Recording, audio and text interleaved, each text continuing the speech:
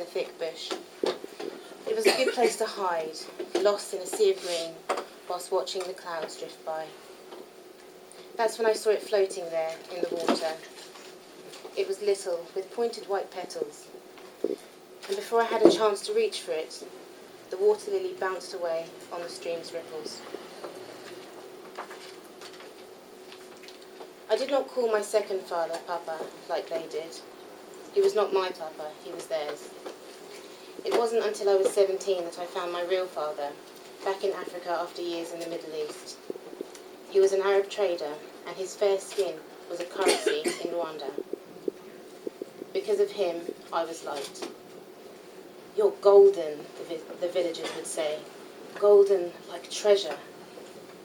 To stand out means you can never blend in. I was different from my mother and siblings. I was not one of them. One day, when I was 11, I was walking home from school alone.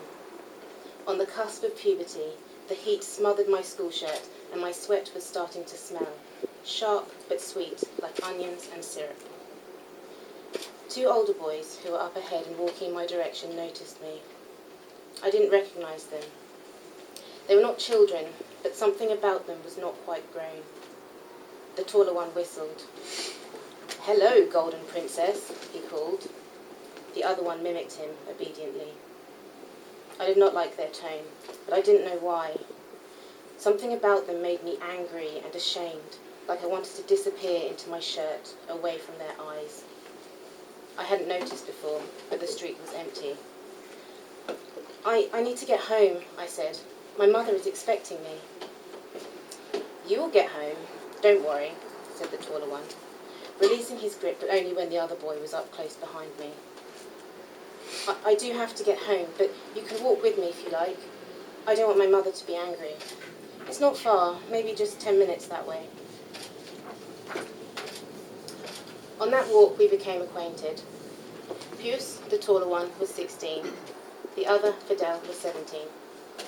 They said they'd been heading to catch fish and smoke.